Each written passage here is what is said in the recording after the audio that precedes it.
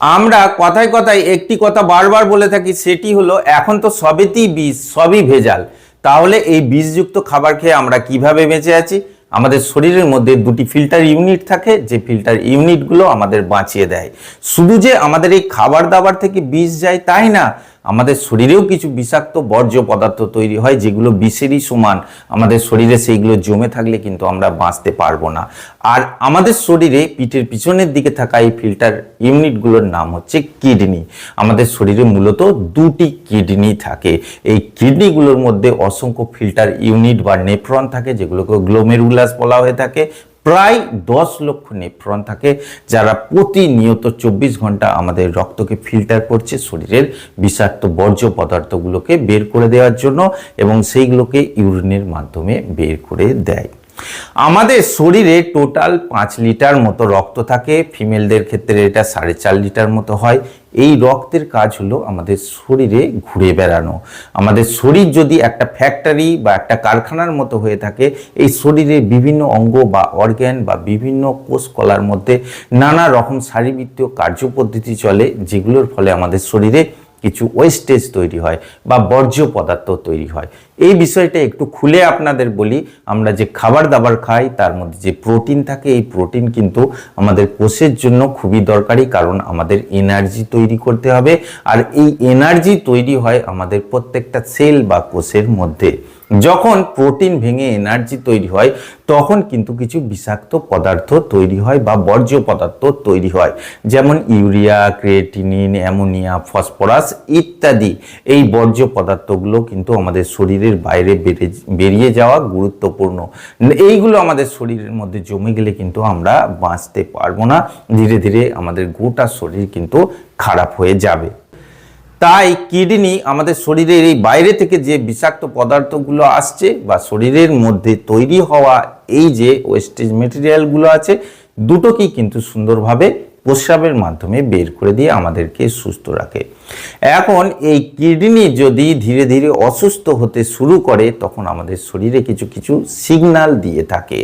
এই প্রাথমিক পর্যায়ে সিগন্যালগুলোকে আমাদের চিনতে হবে।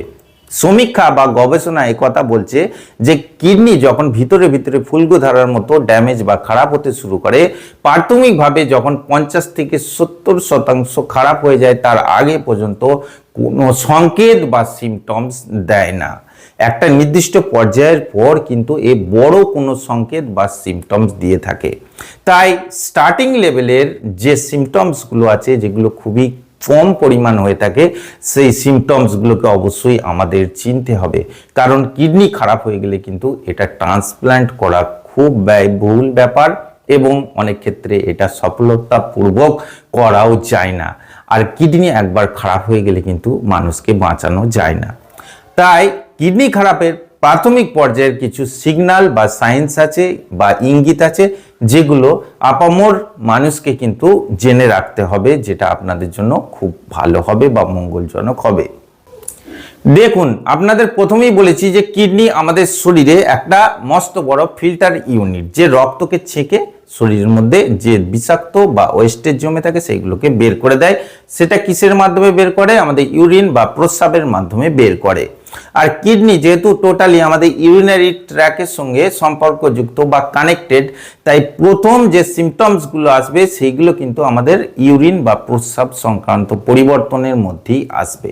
তার আগে আপনাদের ছোট্ট করে বলে দিই, কিডনি কিন্তু আমাদের শরীরে যেমন এই বিষাক্ত পদার্থগুলোকে বা টক্সিনসগুলোকে বের করে দেয়, তেমনই কিন্তু আমাদের শরীরে জলের সমতাকে বজায় রাখতে সাহায্য করে। আপনার শরীরে বেশি জল হয়ে গেলে সেটা যেমন ক্ষতিকারক, কম জল হলে সেটাও ক্ষতিকারক। কারণ জলের উপর আমাদের শরীরে ব্লাড প্রেশারটা নির্ভর করে। জল বেশি হয়ে গেলে প্রেশার বেড়ে যেতে পারে, বা কমে গেলে ডাউন হয়ে যেতে পারে, ইত্যাদি ইত্যাদি। এছাড়া আমাদের শরীরে কিছু ইলেকট্রোলাইটস আছে, যেমন সোডিয়াম, পটাশিয়াম ইত্যাদি। এদের ব্যালেন্সটাকে মেনটেন করাও কিন্তু কিডনির কাজ। সঙ্গে কিছু হরমোনস আছে, সেইগুলোও তৈরি করে থাকে। এবার আসি টপিকে, যে প্রস্রাব সংক্রান্ত যে পরিবর্তনগুলো আসবে কিডনি খারাপ হতে শুরু করলে, সেটি হলো রাতে অধিকবার প্রস্রাব যাওয়া। একটা সাধারণ মানুষ রাতের দিকে সাধারণত এক থেকে 2 বার প্রস্রাব যান।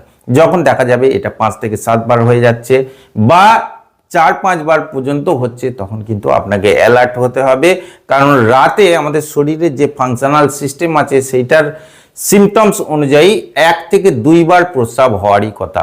যখন বেশি হবে তখন আপনাকে এটা নিয়ে ভাবতে হবে, এবং সর্বোচ্চ যদি 14 দিনের বেশি হয় আপনাকে অ্যালার্ট হতে হবে, কারণ এটা কিডনি খারাপের প্রাথমিক পর্যায়ের একটা সিগন্যাল হয়ে থাকে। কারণ হলো কিডনির মধ্যে যে নেফ্রন বা জালিকাগুলো থাকে বা ছাঁকনিগুলো থাকে সেইগুলো দুর্বল হয়ে গেলে বা খারাপ হতে শুরু করলেই কিন্তু এই বারবার প্রস্রাবের সমস্যা শুরু হয়ে যায়। প্রস্রাব সংক্রান্ত দ্বিতীয় যে সাইনটা আছে সেটা হলো আপনার প্রস্রাবের মধ্যে ফেনা হওয়া। দেখুন, আমাদের শরীরে এনার্জি এবং শক্তি ধরে রাখার জন্য প্রোটিনের গুরুত্বপূর্ণ ভূমিকা আছে, বা আমাদের শরীরে যে অ্যালবুমিন আছে সেটা কিন্তু আমাদের এনার্জির উৎস। কিডনি যখন খারাপ হতে শুরু করে সে কিন্তু এই অ্যালবুমিনটাকে আর ধরে রাখতে পারে না। আমাদের শরীরে যে মাইক্রো কণা বা জীবাণু বিষাক্ত পদার্থগুলো আছে সেইগুলোকে কিডনি ছেঁকে বের করে দেয়, কিন্তু এই অ্যালবুমিনের মতো বড় কণাগুলোকে সে সাধারণত ছাঁকার কথা না, কিন্তু এর ফিল্টার ইউনিট খারাপ হয়ে গেলে তখন কিন্তু এই বড় কণাগুলোকেও সে ছেঁকে বের করে দেয়। আর অ্যালবুমিন বা প্রোটিন বের হলেই কিন্তু আপনার প্রস্রাবের মধ্যে অতিরিক্ত ফেনা হবে, ঠিক যেমন শ্যাম্পু জলে দিয়ে গুললে বা সাবান গুললে বা ডিম ফাটলে ঠিক যেমন ফেনা হয় সেই ধরনের ফেনা হতে দেখা যায়। আপনার প্রস্রাবের মধ্যে কিন্তু রঙের পরিবর্তন আসবে, প্রস্রাবের কালার কালচে বা লালচে টাইপের হতে পারে। এটা 14 দিনের বেশি হলে অবশ্যই চিকিৎসকের পরামর্শ নিতে হবে। ইউরিনের যে আউটপুট আছে সেটা 1.5 থেকে 2 লিটার সাধারণ মানুষের ক্ষেত্রে হয়।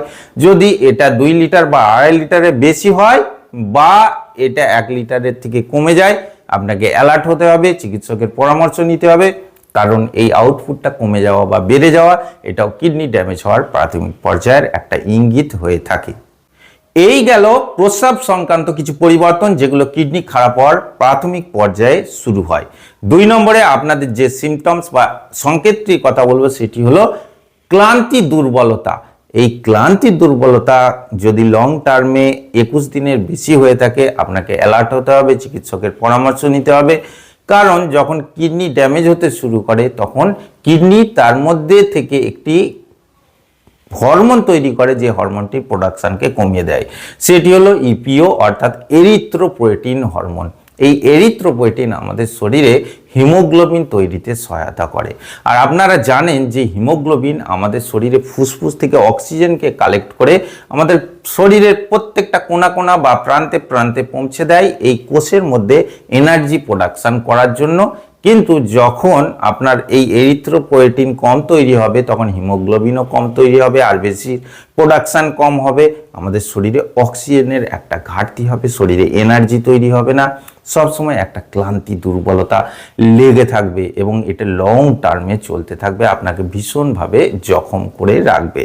তাতে আপনার শরীরে কিন্তু অ্যানিমিয়ার সমস্যা হতে পারে, এতে আপনি হাঁপিয়ে যাবেন, সবসময় ক্লান্তি দুর্বলতা লাগবে, অল্প হাঁটাচলা করলে, সিঁড়ি ভাঙলে বা কাজকর্ম করলে আপনি ভীষণভাবে হাঁপিয়ে যাবেন, কারণ আপনার শরীরে অক্সিজেনের শর্ট হচ্ছে বা অক্সিজেনের পরিমাণ কমে যাচ্ছে। আদতে পিছনের কারণটা কিন্তু কিডনির সমস্যা, এটা মাথায় রাখতে হবে। 3 নম্বরে আপনাদের যে সিমটমস বা সংকেতটির কথা বলবো এটি কিন্তু মারাত্মক সংকেত, অ্যাডভান্স লেভেলে যাদের কিডনি ড্যামেজ হয়ে যায় তাদের ক্ষেত্রে এটা দেখা যায়। সেটি হলো সোয়েলিং অর ইডিমা, অর্থাৎ পায়ের পাতা, হাতের পাতা, চোখের নিচের পাতা ফুলে যাওয়া, সেই জায়গায় জল জমে যাওয়া। দেখুন, আগেই আপনাদের বলেছি যে কিডনি আমাদের শরীরে এমন একটা ফিল্টার ইউনিট যে অতিরিক্ত জলকে শরীর থেকে বাইরে বের করে দিয়ে আমাদের ব্লাড প্রেশারকে রেগুলেট করে, তেমনি ইলেকট্রোলাইট যেমন সোডিয়াম, পটাশিয়াম এদের ভারসাম্যকেও রক্ষা করতে সাহায্য করে।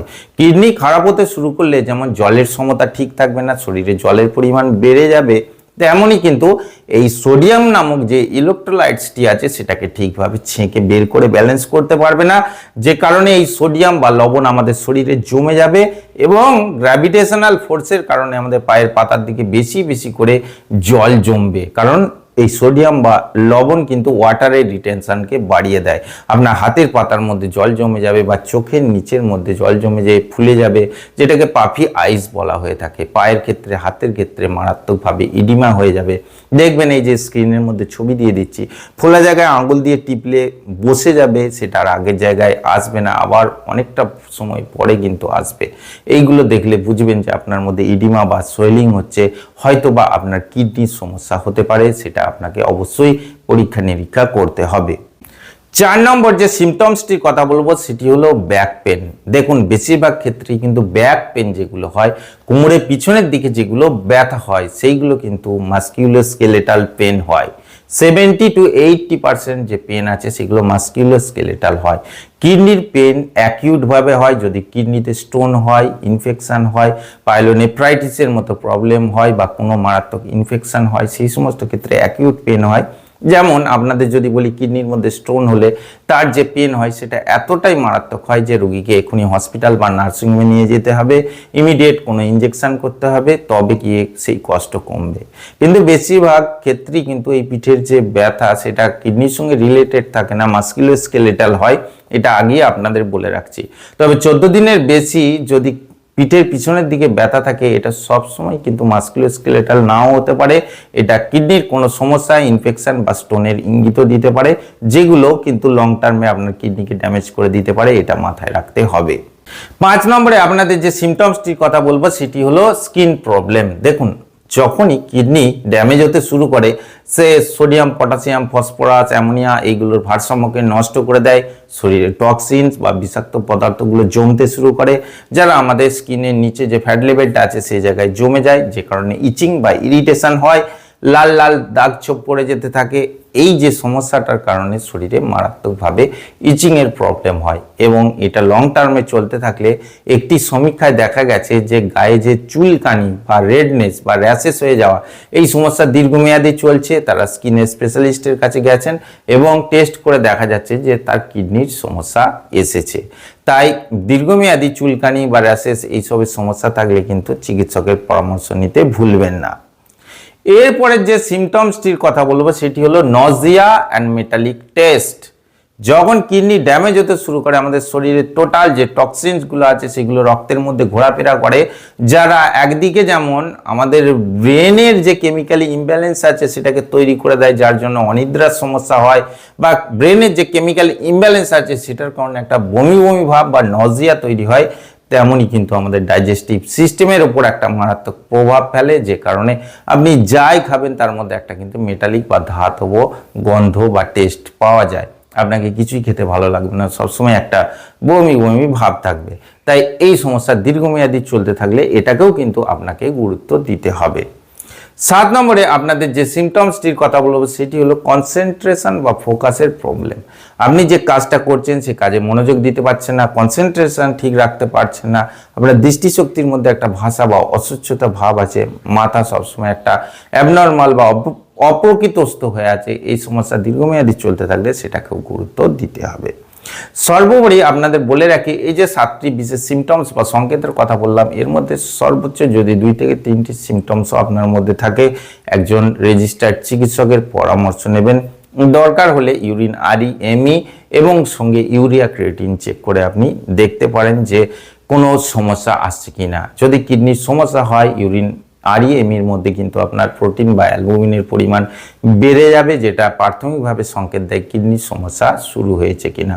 বিশেষত ডায়াবেটিস রোগীদের ক্ষেত্রে এটা বেশি হতে দেখা যায়। বা আপনি ইউরিয়া ক্রিয়েটিনিন ব্লাড সিরাম থেকে যদি চেক করেন, সেক্ষেত্রে যদি ক্রিয়েটিনিনের পরিমাণ 1.2 এর বেশি হয়ে যায়, সেক্ষেত্রে কিন্তু চিকিৎসকের পরামর্শ নিতে হবে।